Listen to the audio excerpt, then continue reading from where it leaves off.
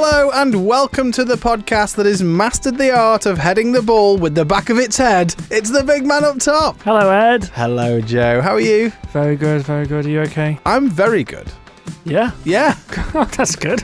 Big week for you, Joe. Is it? Is Yeah, it? no, of course it is, yeah. What's happening? Tell the listeners. I'm going to hit the big 3-0. Big 3-0. Big 3-0. I am no 30 longer years. in my 20s as of Thursday this week. Oh, good. So, yeah, big week. I'm enjoying my 20s while I can. So what I want you to do, if you're listening to this podcast, is to put a comment under the video on YouTube or send us an email, podcast@ucb.co.uk. Send Joe your love. Oh, that would be really nice. I need some of that. You do, you do, yeah. Just a bit of encouragement. Yeah, well, as you enter your 30s. It's not going to be that bad. No, it's great. Look, No, I feel ready for my 30s. As a man who has lived most of his 30s, Aww. I will tell you, it's great. Yeah. Best decade of my life. Wow, a lot of people say that. Yeah. Do you think that's because you've got your life together now? It could be, or it could just be that relentlessly optimistic that, the next decade's going to be even better. Yeah, it's like a new year, isn't it? It's like a new year. Producer Tom's with us. Hello, Producer Tom. Hello guys, how you doing? Thought we'd actually turn the mic on this time. Yeah. Now you two have been globe-trotting. What's the phrase? Globe-trotting. You two have been globe-trotting around football around the northwest of England, haven't you, this weekend? Well, I went to a football game, which we'll come on to, but Tom, you went I went to a football game too. Yeah. It was the mighty Alex, of course, playing home against the Barrows, the Wheelie Barrows. The Wheelbarrows. Which I assume that's what their fans are called, the Wheelies, right? I think it's got to be. They probably are. How was the match? It was really good. 3-1 win to Crewe. Nice. Pretty dominant show. You know, don't know much about football, but I know when they're scoring goals. Yeah. 3-1 is rarely not convincing, isn't it? Yeah. And they did. And it got a bit nasty. Good few fouls going on. But I've actually got a question about the game. Okay, hit me. Sure. That I'm hoping you can answer. A query, if you will. So from previous Crewe matches I've been to, they turn the sprinklers on before the game starts, but only on one side, right? Which is the side that the home's playing, which is obviously Crewe. And then on the halftime, all the players come off, all the fans go downstairs to get a pie and a beefy drink, and while they're down there, they put the sprinklers on the other side of the pitch where the home has swapped over. Yes. And I'm asking, why? Why? What? Because I assume it's for an advantage reason, right? It seems crafty. Yeah. So they're doing it on the half that you're attacking or you're defending? The half you're defending, the Crewe's half, is what they do it on. Now, I have theories, and I want you to confirm or deny them. Sure. They water it so it's slippier and harder for the other team to score goals, okay? So they fall over. Which is a double-edged sword because they fall over, but so do the Crewe defenders. Yeah. And Joe, I was talking to you briefly about this beforehand, and you suggested that the second reason would be so the ball is skippier. Whatever that means. Well, I think I said it's slicker. Slicker? Yeah. Okay. Yeah. I heard skippier. Skippy is a solid word, but generally that's why teams do it, is to make passing quicker. Oh, okay. Because the ball sort of skips along the surface. And they only want passing to be quicker in their half. Well, yeah. You would expect it to be the attacking half. That's exactly what I thought. Unless you're playing out from the back and you want those passes to be slick. I would love to hear if we have any groundsmen that listen to the podcast. Is the groundsman in the planning meeting? Is he sitting at the back? Yeah. And they're going like, right, here's our strategy for Barrow this weekend, lads. Well, recently you were saying it's different in different games. Right? Well, actually, yeah. For Barrow, I love this enthusiasm. No sprinklers came on at all. Oh, clearly they've done their homework, and Barrow don't pass it on the floor. I don't know. Yeah. Maybe. It's funny. Tony Pulis was recently always interviewed. comes back to Tony Pulis. Always comes back to Tony Pulis. He was recently interviewed by BBC Sport, and he talked about how during his time at Stoke, they actually grew the grass more, so the grass was longer to stop passing teams playing the ball along the floor and gave an advantage to Stoke, who played a lot of long balls in the air. So so there's no regulation grass there's length? no regulation. There's probably grass a level. range, isn't there's probably a range. It's got to be. You can't have it knee high. Yeah, I think that would probably be an issue. But you can do what you want with your pitch. Yeah, amazing. It's your home pitch. You can, you could turn like Miracle Grow on half time and just then down mow the left wing. Yeah, exactly. and then you mow the other half during half time. It's been done. Listen, really? Listen, you've got to get whatever advantage you can, and that's it for this week's instalment of Producer Tom Learns Football. Thank you. You're very welcome. Bring chaps. you a question next week as well. But yes, I also found myself at a game, Joe. Yes, and it was a little bit funny because you found yourself getting a voice note from me on Saturday morning, didn't you? Yeah, it was unexpected. Actually, yeah. Shall I just play the voice note that I sent you? Stoke are at home to QPR today, and of course I've been interested in getting an interview with QPR forward Richard Coney, who has an incredible story, and our good friend of the pod, Khalil, is good friends with him and knows him and has been making inroads towards getting an interview, which all sounds very exciting. So this morning, I didn't actually have plans to go to the game, so I've taken my youngest to ballet, and I'm sort of sat in the cafe area when I get a message from Khalil saying, I have 2 tickets for today's game. One for me, one for you, guests of QPR striker Richard Coney. Wow, fantastic. I, scrabble around to see if I can get my kids looked after and all that sort of stuff, and I double check it with the wife and all of that. The trouble is, the tickets are in the away end, so I'm going to go to the Stoke versus QPR game, but I'm going in the away end. It's far from ideal, isn't it? It's far from ideal. Did you like my WhatsApp voice note tone? Quite breathy. Well, I won't lie to you. Well, it's because my house is actually oddly quiet generally most of the time. Okay, yeah. So I come here and expel all this enthusiasm and general vibes. And actually, I'm quite quiet at home. So. I wondered if you were out of breath from all the ballet in the morning. No, not taking part in the dance at all. Just watching it. Just watching it. But then, so I've got this big decision to make, Joe. I've been blessed with some lovely generosity from Khalil via Richard Coney, or Richard Coney via Khalil. Yeah. And but I really don't want to sit in the away end, Joe.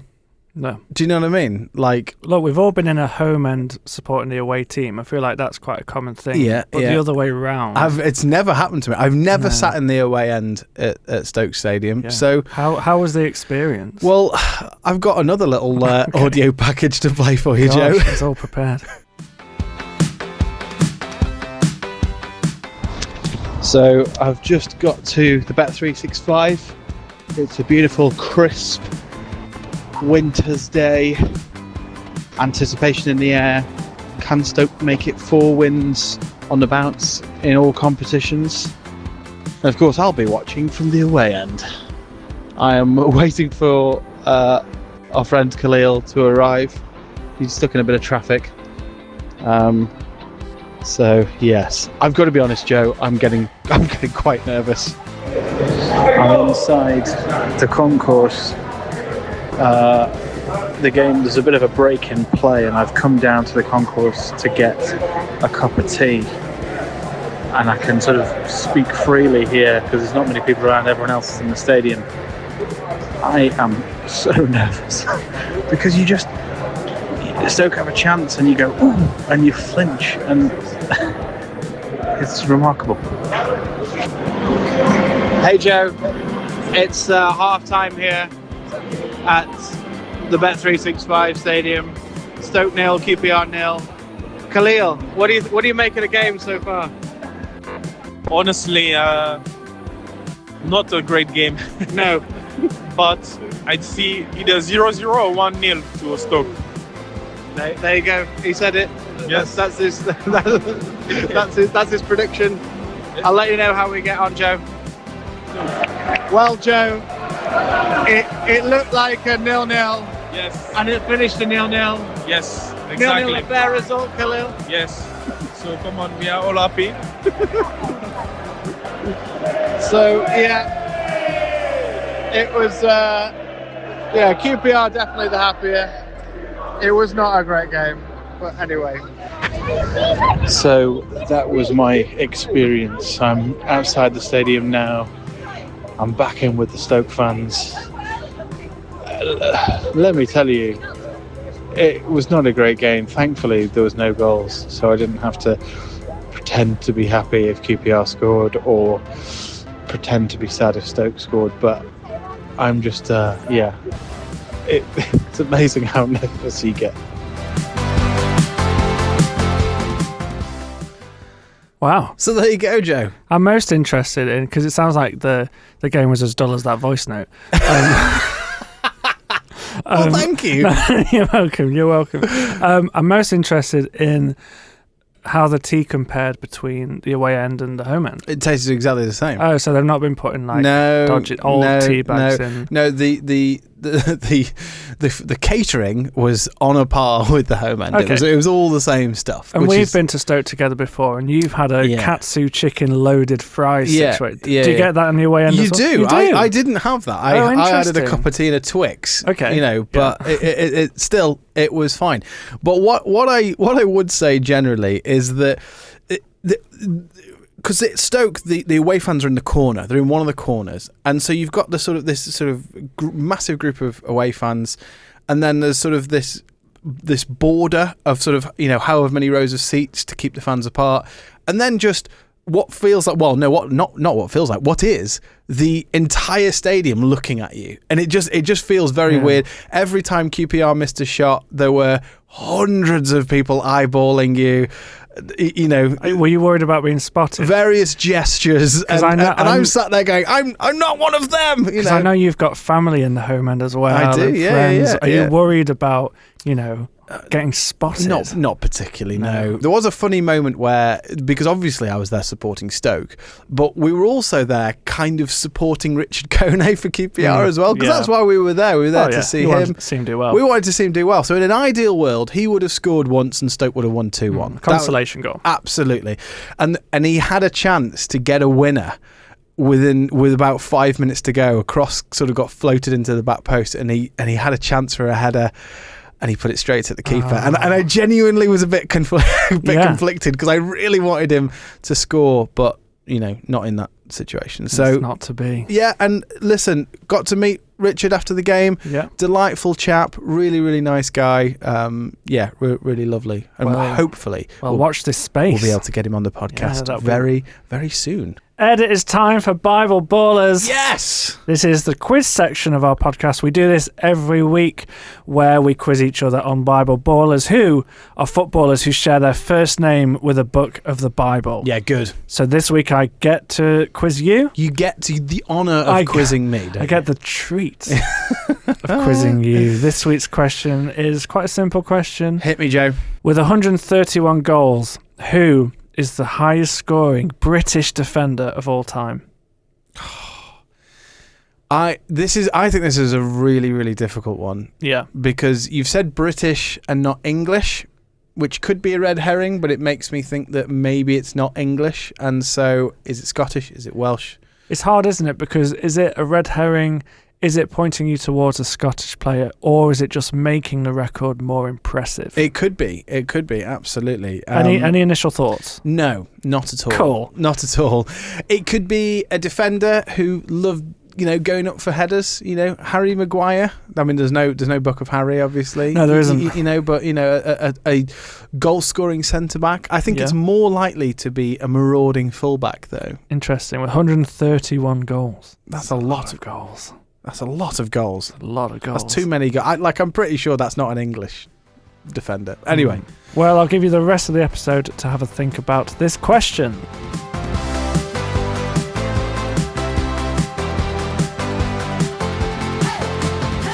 Let's start by looking at the AFCON Final, Joe.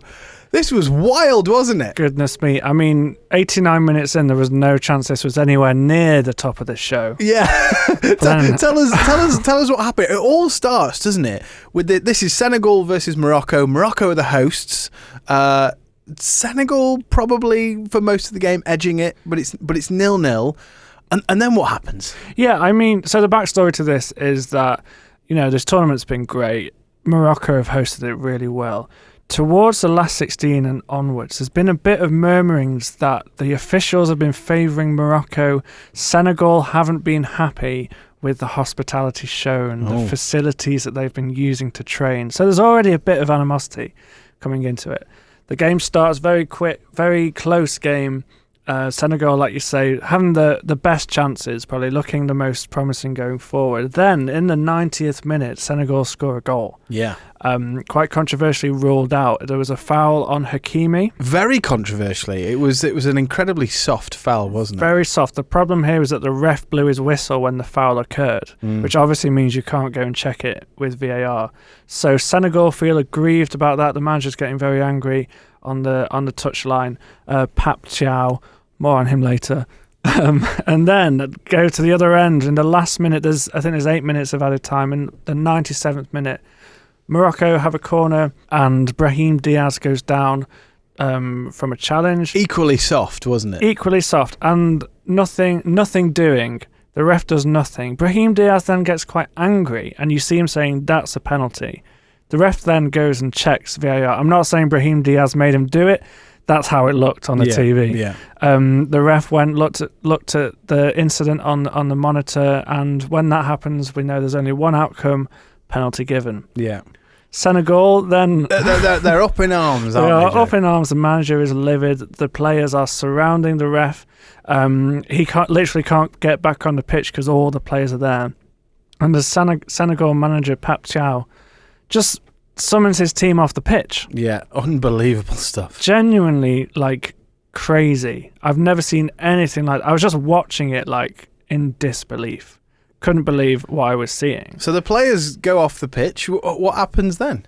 So they're off for about 15 minutes, milling around. Some of them have stuck around. The only player that really has stuck around is Sadio Mane. Yeah. And he's having a go at all the other players saying, come on, Can I say at this point, look, it would have been chaos in the stadium, but fair play to the TV broadcasters. I know Channel 4 had the rights to show it over here, but whoever was producing that game, that is utter chaos. You don't know what's going on. You don't know whether we're going to go to Corrie in a minute. It's all sorts going on here. And actually, just this real sense of, well, is this game going to finish or what? Is that it? Or are they going to come back out? Who knows? Yeah, I mean, this has never happened before. A team's essentially gone on strike in the last minute because they don't feel like there's been there's been justice with the refereeing decisions. What you don't see on the TV as well is that a swarm of Senegal fans then try and make it onto the pitch and are kicking off, fighting some Moroccan fans. So it all gets quite nasty. And then eventually they all come back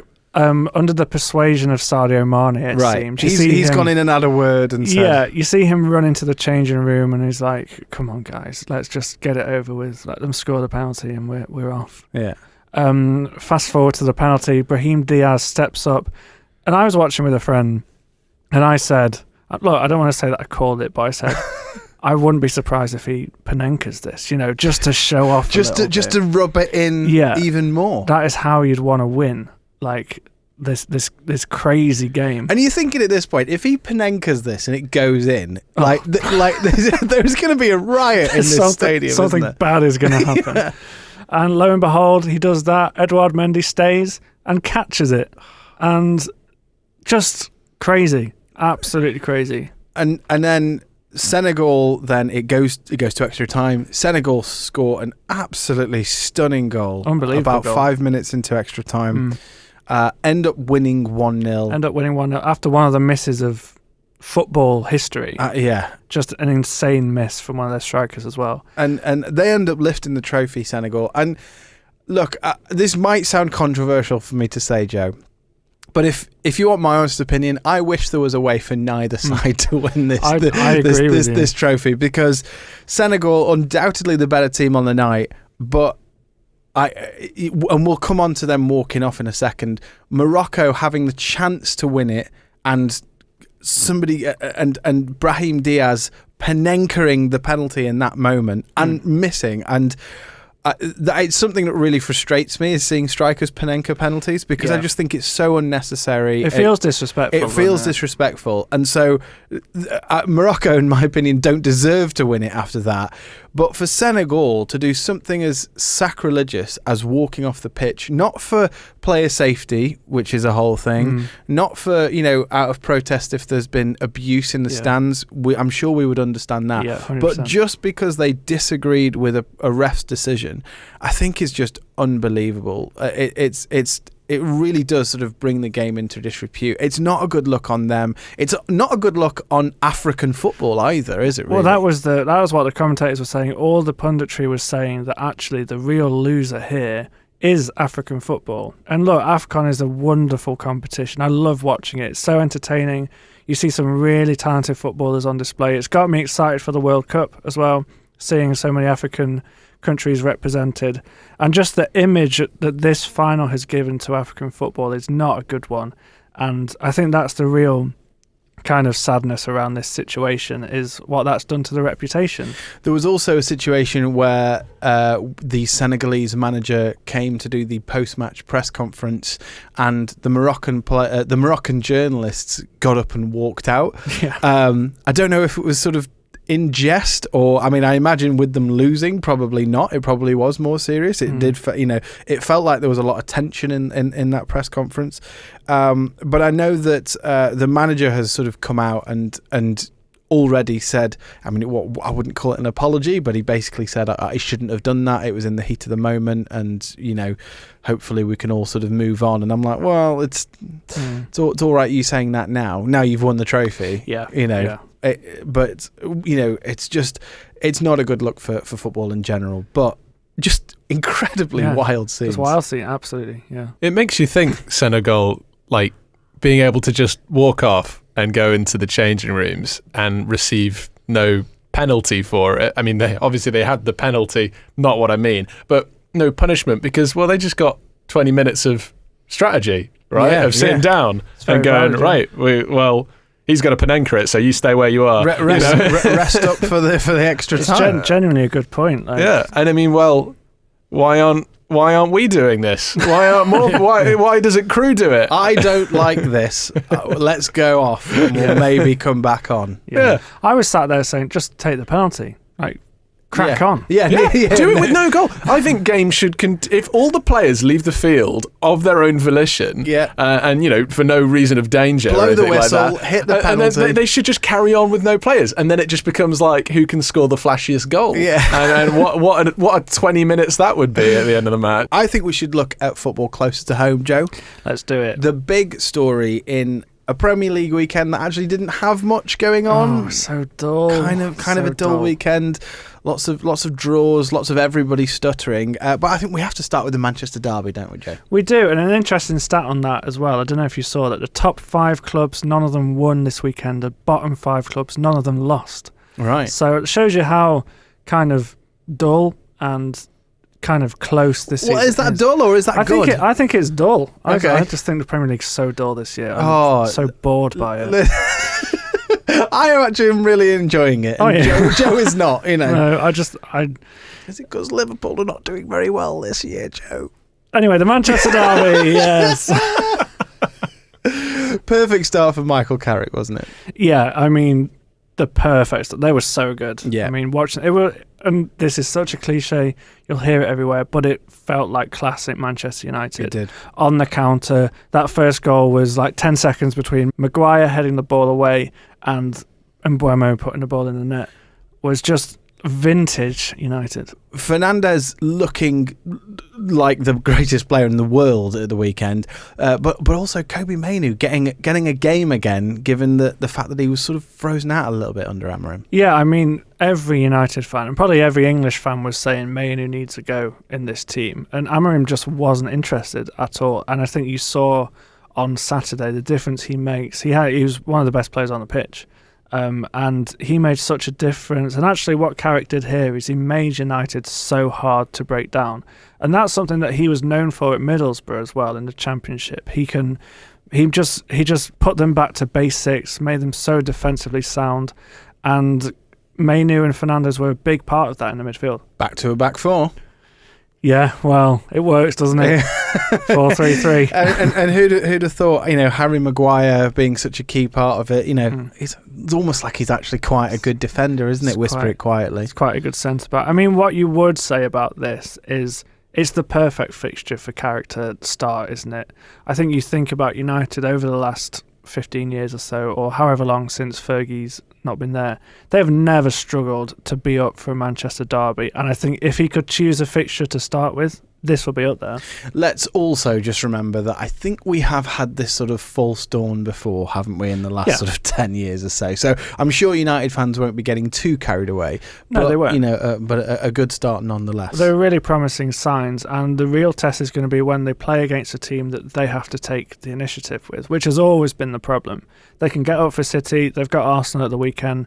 No doubt they'll be up for that as well. It's then the games following that where it's those Saturday 3 p.m. games. It's when they're playing Nottingham Forest or whoever it is. Absolutely. And they need to take the initiative. They need to put a game plan together to win comfortably. That's what they've struggled with, and that's what Carrick needs to do. For Man City, no league wins in 4 now. Are they just handing the title to Arsenal, do we think? Well, it feels like it, doesn't it? I think if they win any of those games, they're within reach of top spot, because Arsenal haven't been good either. I mean, they've played okay, but they've not won any games convincingly.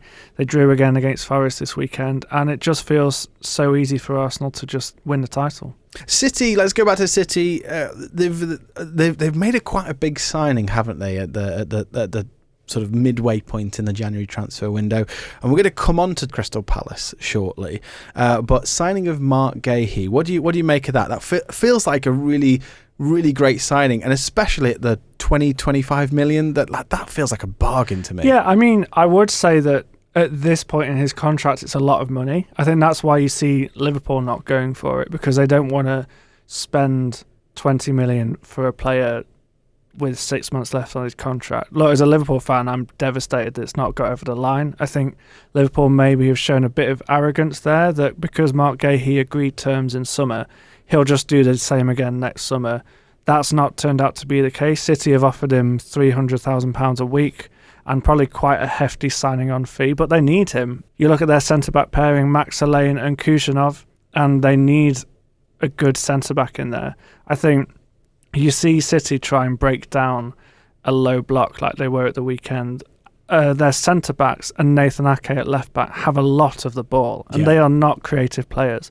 Whereas Mark Gahey has that little bit of vision, I think, as a centre-back that can help them out in these situations. So as well as the defensive side, I think he's also quite good going forward. Let's bring that on to Crystal Palace. I mean, losing to Sunderland was sort of the least of their worries this week. Just tell us a little bit about what on earth has been going on at Selhurst Park. I mean, it's all started with that Macclesfield result, hasn't it? The start of this week. Really bad result for them. Obviously, we covered that last week. Then move forward to Friday, the press conference with Ole Glasner, where he announces that he's leaving at the end of the season. Not too much of a shock, I don't think, because he is at the end of his contract and clubs are kind of sniffing around for a manager. Manchester United. There's been rumours of United, hasn't there? United being one of them. I think, would they like to go back to a 3-4-3? I'm not sure. But I think he'd do a good job there. So he announces that in his press conference, and then 5 minutes later, he basically announces that Mark Gahey has signed for City. So you're just sat there as a Palace fan thinking, what else? Because there's also rumours of Mateta going to Juventus. So just, it's all falling apart a bit there. And then after the game at the weekend, Glasner comes out with this extraordinary post-match rant, doesn't he? Aimed at the board. Yeah, he basically accuses the board and Steve Parish of abandoning him because of the players that they are selling. He spoke about Eze in the summer. He spoke about Elise the year before. And he spoke about Gahey. He said the captain is leaving. And he said he feels abandoned by the board, that these players are being sold. But you have to think that does he understand that Crystal Palace are a selling club? The way the ownership have set this club up is that they have these players, they add value, and then they sell them. I think Glasner must feel like he's got Palace to a place where they don't need to do that anymore. They won an FA Cup last year. They're probably going to do quite well in the Conference League this year. Glasner's probably thinking that his ambition is higher than the board's here. And look, Steve Parish is a businessman and runs the club like a business. Glasner wants to run it like a competitive team. And this has happened before with Glasner. He's done this exact thing with his past clubs, with Frankfurt and Wolfsburg as well. So he's kind of known for when a club doesn't match his ambition, he speaks out about the ownership and then he leaves. He surely should know what the deal is. Yeah. Here. And if he doesn't know, that is very much on the board at Palace to make it really clear to him. To communicate to him. Yeah, exactly. This is how we run. And something has clearly gone awfully wrong. It wouldn't surprise me if he wasn't in charge come next weekend. I can't see him staying at all. I don't think this is sustainable at all. And they'll want him to stay because he's a fantastic manager. They're upwardly mobile. But as soon as another bad result comes around, which could be next week, then these comments are going to happen again, probably. And he's going to talk about how small his squad is, how they don't have many good players, and I think he'll be out. I can't see him surviving the season. So moving away from the Premier League, the Championship was an interesting one this weekend. Obviously, I was at the game of the week. The game of the week. Stoke 0, QPR 0. The top 5 in the Championship all winning, and so sort of not really much changing there. But what was funny was Stoke, despite playing out a very drab 0-0 at home, actually going up to 7th because a lot of the teams from sort of 6th to 11th, I believe, all losing or drawing in the Championship. So again, getting to that stage of the season where you start to panic, I suppose, as sides, and the sides that can put the runs together will be the ones finding themselves in the mix at the end of the season. But we want to turn our attentions to League Two, and in particular League Two's Bromley. Now, if you heard the podcast last week, you will have heard our lovely resident statistician, Matt. Matistician, yes, who sent us a note talking about teams and how teams in the EFL compared to their squad spends, or particularly their first 11 spends. And he was saying broadly, teams are pretty much where you'd expect them to be. If they're up in the top of League One in terms of spend, they're towards the top of League One, etc., etc. Sure. He said that the interesting anomaly was Bromley, who should be by rights at the bottom end of League Two in a relegation scrap, and instead find themselves comfortably at the top of League Two.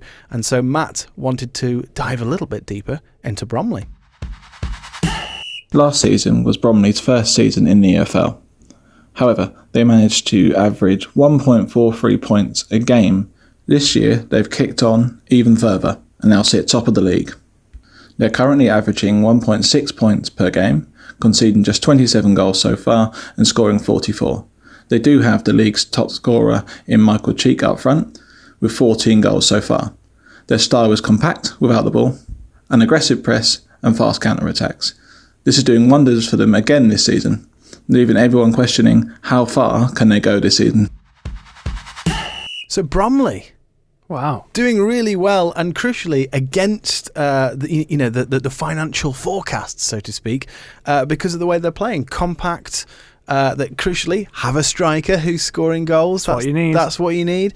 But it just goes to show you don't always need money, do you, Joe? Well, no, you don't. It sounds like they're playing well as a team. That's what you need to do, and let's see how far Bromley go. Yeah, should we adopt them as our League Two side? We may as well. I mean, aside from Crew. Hang on a minute. Yeah. I think we certainly should. Now, as we're talking about Bromley, I feel like we have to mention quite a big story that Bromley have been involved in over the weekend. Bromley came out with a statement condemning racist comments on social media directed at striker Nicky Kabamba. Now, this was following their 0-0 draw with Chesterfield at the weekend. He had a penalty saved in the 89th minute of the game as Bromley failed to win for the first time in 8 games. So that's the kind of run that Bromley have been on. And Nicky Kabamba misses a penalty, and is then subject to vile racist abuse. And I wanted to just read this statement out, Joe, because this wasn't just, how do I say it? This wasn't just a typical, we condemn all forms of racism, etc. I'm going to read this, and I think it really carries real weight. So Bromley said in their statement, "We have reported these accounts to the relevant platforms, and they will also be passed on to the police. Actions of this manner simply do not belong in our society, let alone the sport we all love. Unfortunately, as a football club, we can't change the way people think. However, we can use our status and platform to continue to fight for those who are subject to such vile and cowardly abuse. Nikki, since arriving at the football club, you have been a fantastic asset, not only as a footballer, but as a human. A hero to our supporters and a friend to everyone at Bromley Football Club, and we will continue to support and stand by Nikki and any player, staff or supporter who are subject to any type of abuse."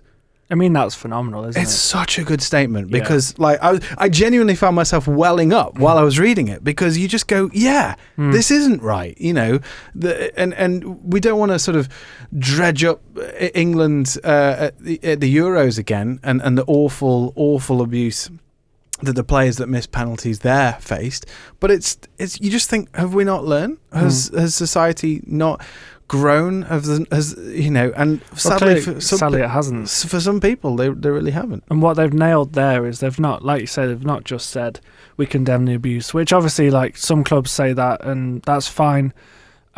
But they've actually said some practical things they're doing. Like they've said we've reported these accounts. That's something we can do as well. I think it's a responsibility we can carry. If you see something on social media that you don't agree with, you can report it.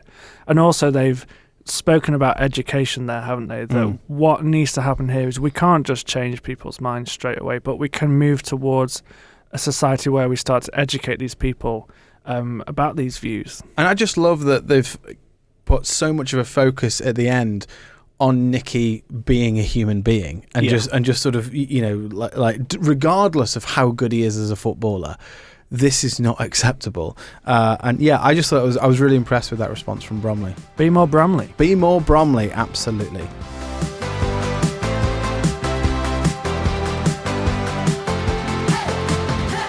So I don't know if you've seen, Joe, Chelsea have a new manager.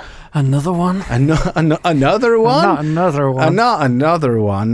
Yes, Liam Rosenior, the manager for the LinkedIn generation, Vibes FC. What do you make of Liam and his start to life as Chelsea manager? I mean, I'm not a huge fan of this structure that Chelsea have going on. That's nothing against Liam Rosenior at all, but I just don't. It doesn't sit right with me that Chelsea and Strasbourg are both owned by the Blue Co organisation, and it's just not how I like to see football clubs run. But I think he comes across well. He's had a fairly decent start as manager. He got a win against Charlton.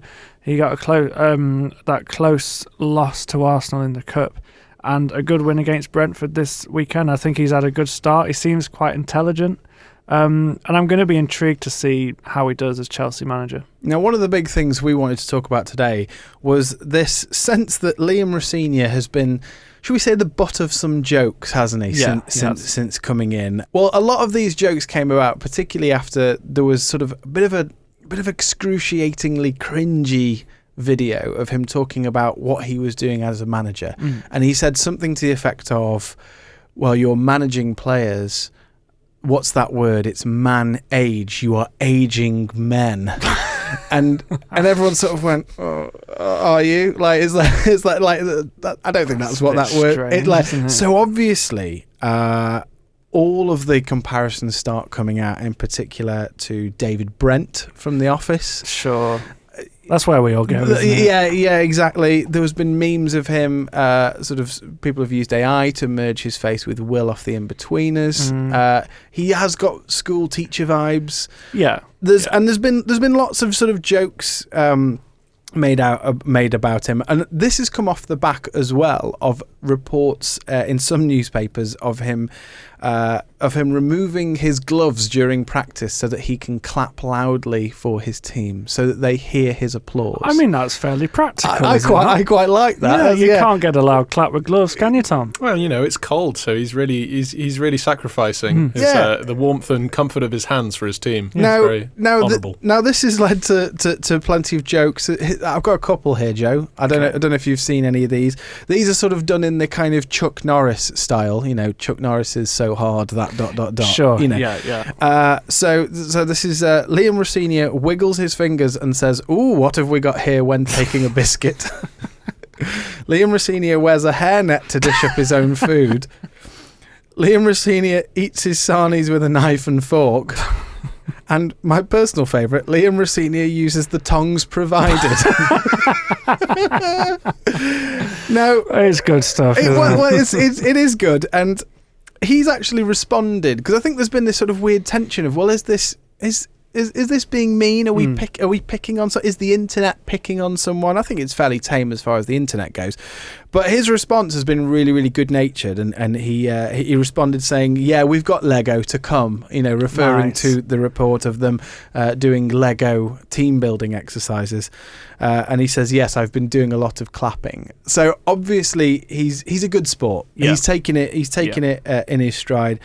But it just got us thinking, didn't it, Joe, about this idea of taking ourselves seriously, having a laugh at ourselves. What do you sort of think about that? Well, yeah, I think that's a big topic, particularly in Christian circles. I think, are we allowed to kind of take the mick out of ourselves? Is it okay to laugh at what we do as Christians? And I think this particular story, it seems that Liam Rossini is taking it well. Like you said, he's making jokes. But what responsibility do we have to kind of see through that? Do you know what I mean? Like, he's saying that, but under the surface, is he okay with it?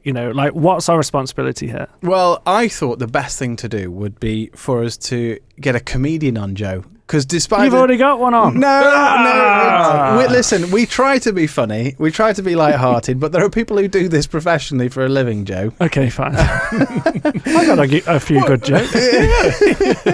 So I had a sit-down chat with lovely Rob Morgan, who is a comedian, very, very funny man, and I wanted to get his thoughts on what it means for us to poke fun at ourselves as Christians. We were trying to work out, scrolling through your content, who you supported, and I think I've seen you do bits at the London Stadium. So am I right in saying you're a West Ham fan? I'm a West Ham fan. I do end up, I do a lot of Chris Eagles content, and so I think a lot of people think I'm a Man United fan, but I just that 08 squad is quite it's quite comedically got a lot of good ingredients you can use, I suppose. But no, I'm a West Ham fan.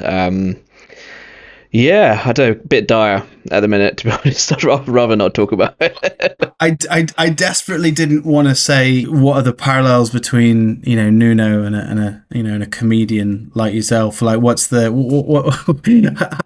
how much content have you got from your own team at the moment? When it is just kind of depressing, it's hard to make fun of. I did do a video the other day of just the bubble machine guy at West Ham, just trying to get rid of the bubbles because he's got a surplus of bubbles because there's nothing to celebrate. So he just needs to get rid of these bubbles somehow. But again, that's depressing. I don't want to be doing that. West Ham have forced me into a corner and I have to do that. But I don't know. We'll see. But no, I mean, I'm sure more will come out. I think, to be honest, a lot of my content is just nostalgic anyway. So it's a lot of like 2000s football people, and that era that I kind of do. But I'll definitely do more West Ham stuff for sure. But looks like we're going down though. Another back to the Championship, I think. I'm resigned. I've resigned myself, Ed. No hope of a late surge, Rob. You think? No, I'd rather go down. I would rather go down. I've said it here. And I'll probably get villainized for that because you're not a true fan. You always got to support. No, I want to go down, and I want to. I think we just need a reset, and I think I don't mind going down. Well, can I tell you, I'm a Stoke fan, and actually, like this year, with us being sort of semi around the playoffs, all of a sudden there's a bit of vague hope that Okay. And actually, I'm a bit like, you know what? I'm not even really sure I want us to go up either, because I quite like this. We're sort of for once towards the top of the table. Let's not ruin that by getting promoted. Don't ruin it by going up. Exactly. Speaking of your content, there's a lot of really, really good stuff on there in terms of poking fun at football. One of my favourites was the Mickey Mouse Cup bit about Mickey having a great chat with Goof. All about how depressed he was that these guys have started referring to the Mickey Mouse Cup. And what have you found that generally sort of the most fertile ground is for you in terms of is it just what gets the most likes or what I enjoy the most? Well, I suppose both really. The stuff that gets the most likes is not necessarily the stuff that I enjoy the most. I enjoy doing the Glory Boy stuff and Robbie Glory and all that stuff, but that gets nowhere near as the amount of likes. Yeah, tell us about Robbie Glory. Where did that come from? I mean, it's just a poke. It's just like a charismatic parody, charismatic church, and to the people that are in church, and that whole charismatic world.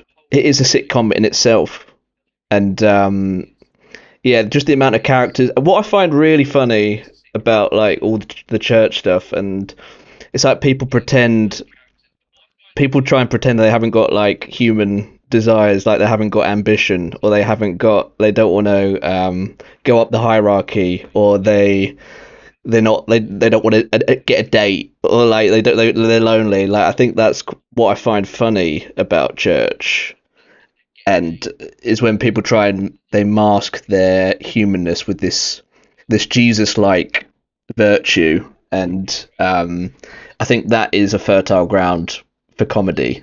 And yeah, I've just always found that funny. Like growing up in church and being around church, there's so many. Yeah, it's just incredible for comedy writing and the characters that you see. I'd go one step further. I think it's not just fertile ground. I actually think I think you're doing a public service, Rob, to us as Christians, because for me it is really important that we don't take ourselves too seriously. And football is classic for taking itself too seriously, but very much so is the church. And actually, I think it's quite important that we're able to laugh at ourselves. Is that something that you think about when you make your content? But yeah, I think to us, when I do the videos and stuff like that, it's less for people in the church. It's more for people outside the church, like just like trying to de-weirdify it, like just make it not weird through comedy, because it is so weird. Like if I took a friend to like a charismatic service or like where the gifts are on display, they would just be like, they would think it's like a Harry Potter or like a different world. So I think comedy is a good way to bridge the gap, making it just not weird and like not alien. And there's so many people that would probably be open to God and the Lord, but just the church has just made it so weird and so non-enterable. There's just so I think the comedy is mainly for more them people than the people in. Obviously it's great that people find it funny and that, but I think there's so much power just laughing at yourself. I think God can laugh at himself, and I think there's real power in you kind of like disarm people through comedy, and you can actually get into the heart, kind of disguised through comedy as well, I think. Totally agree. I'm interested to know, like, for you and for what you're doing, do you have much in the way of this is going to sound very charismatic, but do you have much in the way of a 5-year plan, or or goals you want to achieve? Oh, no. or are you just sort of riding it as it goes? No, I mean, to To be honest, I've probably gone through that. Like we had like a sitcom in development with a big comedy production company, like in my 20s. I say like my 20s, like they were ancient, like a few years ago. Yeah, so I kind of hit that wave. I kind of got to the cusp and like, oh, this could be it, this could be it. And it didn't really work out. So now after that kind of lull, I've kind of like I don't really care anymore. I'm just going to create and see what happens. So the pressure's off, really. Like I don't have to become this superstar comedian or have this really big show. So, and you're a lot funnier when the pressure's off, I think. So just keep creating good stuff that I find funny. And I think just remember that, yeah, already, if the fact that I'm doing comedy, I've already won. Like I don't need, comedy doesn't owe me anything. I think a lot of people expect comedy or their art form to like owe them a platform or career or money, but it's like, no, just create and just make good stuff, and then you've already won because you're doing the thing that you want to do. So it's good when don't have expectations. So yeah. Listen, you mentioned gifts earlier, and I would say, Rob, I really do think you do have a gift. Hospitality? What are we talking? Oh yeah. Yeah, definitely. Can you shake hands on the door and all that sort of stuff? No, but I think making people smile in this world is a real gift. So, thank you for making the content that you make. I think it's really, really, really important. Oh, no worries. Lastly, I have one final. Well, actually, I've got two very quick fire questions. Number one, go for it. What is the funniest thing that you have seen in football in the last sort of year or so? Anything that you sort of that you think that particularly tickles you or makes you laugh or anything like that? It wasn't that funny. It's more sad, but it was. I watched West Ham Man United. It was I think it was like Mark Noble's last season, and he came on. It was like the 90th minute, and there was a penalty, and Mark Noble was a sub. Do you remember this game? Yeah, like it was when Cristiano Ronaldo was at Man United on his second stint. But it was like there was a penalty, and they subbed they subbed Nobes on to take the penalty in the 90th minute. I think to get a draw or something. It wasn't even to win. I think maybe to win. I don't know. I can't remember. But the hope of the West Ham fans, like it was such a big thing, and like you see Noble come on, like everyone is we're going to get something out of this game, and he steps up to take the penalty, and he missed, and just what I think probably the funniest thing was just the time of hope turning into despair, and how quickly the West Ham fans just got over it. They just started walking out the stadium. But it's just like, yeah, it's times like that at the London Stadium that I remember more than, the Conference League, more than the Moyes era. But yeah, I think there's something funny about and again, you need that in comedy where like you never quite get the thing. Do you know what I mean? Yeah. It's a bit like Only Fools and Horses. Like they never really get. They always get that close, and I think that's something that's aligned with comedy. Like they never actually succeed, characters, but they get pretty darn close. My final question for you. So I want to know, if you were a manager, Rob, and you could put together your dream 11, who would be your big man up top? Who would lead the line? Who would do the donkey work up front? I mean, there's been so many great ones. Jeff Horsfield, he was pretty good. I think I should say Andy Carroll, because he's West Ham, isn't he? He's kind of the West Ham big man up top. And I'll go with Andy Carroll. He was really good at flicking it on. The flick on headers. I think that's like an essential big man up top duty, isn't it? The flick-ons. And I Off think the back of the just head, yeah. Carroll was this. Yeah. He was so good at just getting up. So, yeah. Andy Carroll. Well, Rob, thank you so much for your time. Really appreciate it, mate. I've really enjoyed this conversation. Oh, no worries. Anytime. Andy Carroll, lad, he's come up again. Yes, Popped I up in the know. back stick again, as he does. You really don't want him to, but he's there. He escapes his marker every time. Is he still at Dagenham and Redbridge? I've absolutely no idea. Yeah. Tom, can we get some research? Is Andy Carroll at Dagenham and Redbridge? Yeah, I'll look that up for you. Okay, great, thank you. Thanks, Tom. Get the Google out. I love this topic of conversation. Yeah. I don't know if you are familiar with Adrian Plass, the author. Yes, I am. So my dad, quite early on in my life, he introduced me to the Diary of Adrian Plass. Yeah. And this is a guy who he writes books. They're called The Diary of Adrian Plass. And he basically talks through his thoughts of being a Christian and am I a good Christian?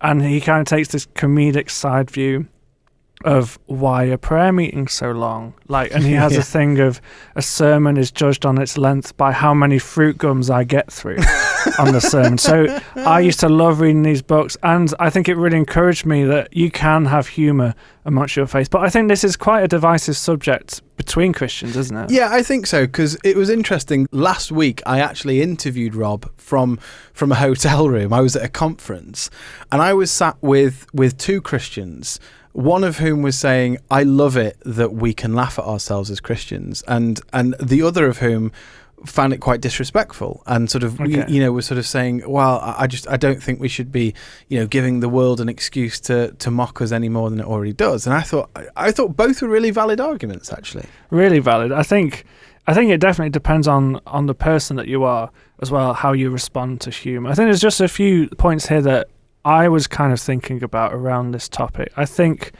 I'm very much a person that uses humour to disarm situations and kind of self-depreciation. I'm in that same anything to self-deprecate is it's good in my book, because you're right, it does disarm people, doesn't it? And I don't know what you think about kind of self-depreciation in humour. When I was thinking about this, it's kind of a way. When I do it most is maybe when someone compliments me. Yeah. Right? If they say, "Oh, you did this well," I'll make a joke about it. And I almost think it's something to protect me from pride and almost kind of like, how do I stay humble in this situation? I'm going to use humour to do that. Nice jumper, Joe. Thanks. It was in the sale. Yeah, something like that. Or, some sort of joke about buying it from Tesco. Yeah, that kind of thing. But what do you think? Can humour be used for humility? I think so. I mean, for me, I think it's really funny that humour can be used to tell real points and to make real points and real stories, and yet do it in a way that is gentle and loving. And I think that's what Rob's trying to do with his humour. There may be some people, particularly some Christians, that don't like it, but I do think that there is something disarming about it, and hopefully you can use humour to sort of actually get across quite a serious point. I think that's also to do with relatability for me as well. We had this conversation with Rob, and we talk about how do non-Christians look at the church. And I think if I'm talking to a non-Christian about my church or that kind of thing, I want them to see it in a light-hearted way. Yeah. And humour's a great way of doing that.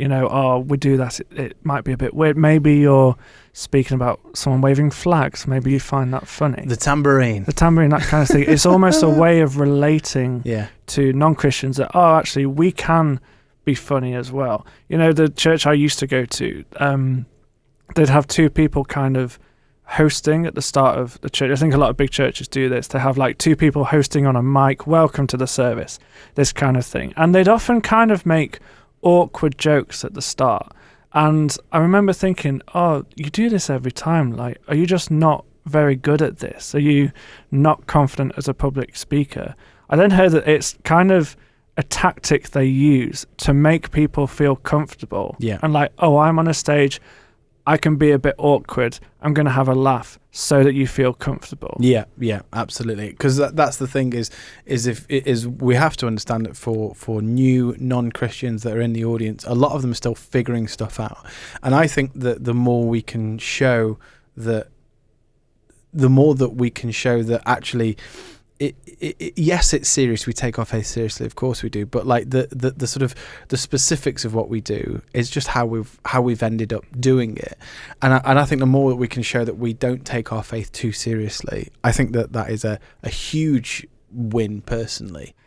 I think there's a flip side to this coin though, right? And I'm intrigued about what you're saying about this conversation you had this week. I mean, do you remember any of the points this guy was saying about why we shouldn't kind of take the mick out of our the way we do church? Well, he was just saying that so, broadly speaking, he feels like that the church is something that is already mocked. Christians are already mocked for their faith, sort of broadly in secular society. And look, I don't disagree with that. If you ever see an article in the mainstream press about Christianity, or whatever that may be, about the rise in Bible sales, there was a big article in The Guardian recently about how Bible sales have gone through the roof in the last few years. And if you sort of go to the comments, you can see that it is 90% derision towards Christianity and towards people of faith. Like, we are seen as people who are, unintelligent or suckered in by something, or victims of a cult, or whatever it might be. And so I think this chap I was chatting to, he does have a point that Christianity and faith is something that is sort of mocked in society. We are no longer a Christian society, are we really? As we were maybe 100 years ago. But I think that for me, it's that thing of, well, there's a difference between, is this breeding cynicism or not? And I think there is something about that, is that I don't like to see humor when it's attacking somebody. So if it is, I think there's a very fine line somewhere between poking fun at and downright attacking. Yeah, I don't know where that line is, but you sort of know it when you hear it. If it feels like, to me, you know it when you hear it. Yeah, it's when it becomes personal. Yeah, right. I that's think right. As soon as you start to feel like this is getting personal, which is kind of linking back to our chat before about Liam Rossini. We're all having a laugh. Like, it's meme culture. It's what we do. As soon as it becomes personal, that's when I'm out. Like, I don't want to attack this person as a human being. Look, I might joke about the things they say, the things they do. And again, we spoke about this earlier in the season with Ruben Amorim. The kind of things he was saying in his press conference were funny. Yeah. But as soon as the conversation got to being personal, that's when we're like, we want no further part in this. And look, like, Joe, you and I are friends. And I feel like we have a healthy level of throwing jibes at each other, don't we? Of course we do. We have to. Nice shirt, Ed. I think you've already said that to me today. I actually do think that's a really nice shirt. Oh, thanks, mate. Yeah, that was a genuine one. Yeah, that wasn't. And this is it. Joke. Now I don't know whether it's genuine or not. So maybe we shouldn't do any of this, and we should just speak lovely words over each other. But I think that there's a big difference here, actually. So you said that guy that you had this conversation with about mocking faith. I don't think mocking faith is okay. I think it's mocking. I think what I kind of, when I'm talking about mocking, it's the church culture. It's what we do in church that we can kind of find funny. But we're not mocking salvation as a concept. We're not mocking Jesus. We're mocking the way we respond as Christians. You know? The whole thing about humor and what Rob does is observational, right? And is it a bad thing to observe what you're doing in your faith and in your church? Is it a bad thing to take a look at that? Whatever angle you're looking at that, is that such a bad thing? Because it's making you think about what you're doing, the way you're doing things, and I think some good can come of that.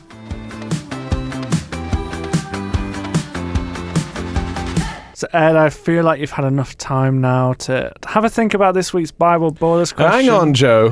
Before we quiz Ed, we've got to check your fact from earlier. And you said Andy Carroll played for which team? I believe he's at Dagenham and Redbridge. And off Mike, you said he played for another team beforehand. Bordeaux in France. Yeah, do you remember who played before then? Oh, where was he before then? He's got Turkish Super League written all over him. He does, doesn't he? I don't think he was, though. Was it an English team, Tom? I don't know. Go on, But here you tell go. us. I'll tell you from the 3 most recent teams. So we'll start from the most recent. You were correct. In 2025 to current, he is playing for Dagenham and Redbridge. Well done, Joe. Well done. Before it was REM FC, REIMS. Is this before? This is No, before come on. Dagenham and Redbridge. No, it's before Bordeaux. Okay. Well, you're correct. 2024 to 2025, he played for Bordeaux. 2023 to 2024, we've got him, Ed. It was Amiens. Oh, close Amiens. enough. Yeah, Another yeah, French yeah. team. Listen, clearly, Joe, you need to do more work on Andy Carroll. Clearly. So, you know.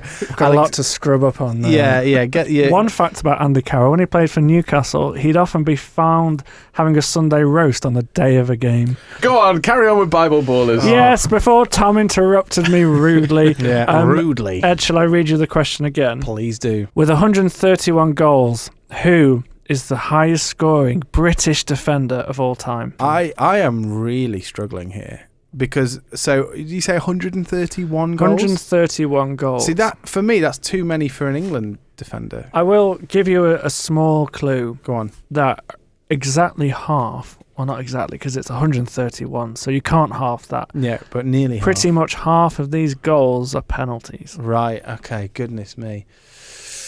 I'm convinced that no England defender has scored 130 goals. So you think that the answer to this question is false? No, I think the answer is it's not British. It's a British show. Okay, fine. I think the answer is it's not Fine. English. Not English. Well, that's not... Yeah, sure. What do you think then? But now your reaction makes me think I've got this wrong. I honestly, I don't know. Well... I've got too many. I'm going to have to pass. Okay. John Terry. John Terry. If in doubt, John Terry. Well... This is going to really annoy me. It's James Tavernier. Oh, stop it. His younger brother Marcus plays for Bournemouth. Stop it. He has got 131 goals. No, he hasn't. That's yes, too he many. Does. He takes a lot of penalties, a lot of free kicks. Oh. 34 years old. James Tavernier is this week's Bible baller. And is he Scottish? He's English. He's English. He's an English right back. Why haven't we got him in the England team, Joe? Well, good question. Get him on the plane. Yeah, scoring all these goals. Scores penalties. We need him. We need penalty takers. Joe, I was, thank you for putting me out of my misery on You're that very one. What a lovely podcast it's been. I really enjoyed that one, Ed. Yeah, so did I. And Tom, thank you for all your hard work too. Thank you for answering my questions. I'm more aware of sprinklers than I've ever been. Well, thank you for listening to The Big Man Up Top. If you want to get in touch with the show, please ping us an email to podcast@ucb.co.uk. Please follow, subscribe, and give us all those lovely reviews. We love to see them, don't we, Joe? We really do. We really do. It makes us, gives us, ammo that we can take to the higher ups here at UCB. It makes this feel worth it. To let us keep doing this podcast. There will be a new episode next week, Joe. Certainly will. See you there. Bye. I'll be 30.